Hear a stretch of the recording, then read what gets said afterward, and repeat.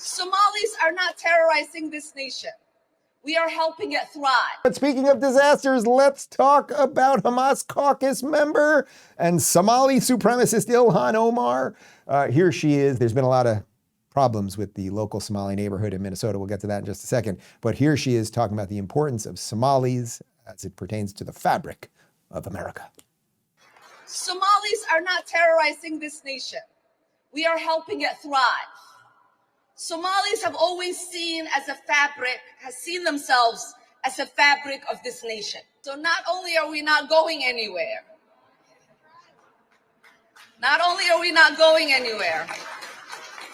we are not going to allow anybody to make us feel less Minnesotan or less American.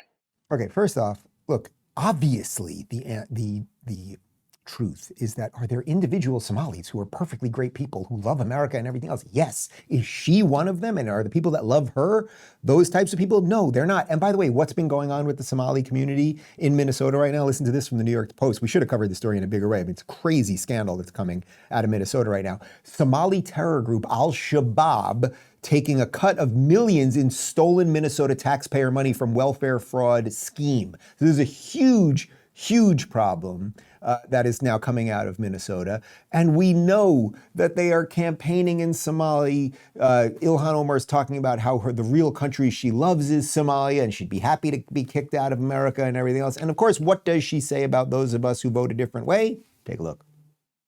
So we are sick and tired of the president waking up one day and deciding to put forth falsehoods and demonize whole communities, while the ignorant people that support him then take the lies that he's spreading and use it as a fact.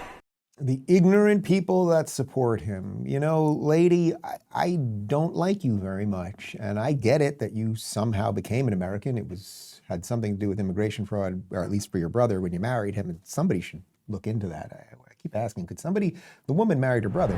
Sam Altman just announced that ChatGPT can now reference all your past conversations, every thought, question, idea you've ever shared. And with a former NSA director now on their board, Edward Snowden called it a willful, calculated betrayal of the rights of every person on Earth.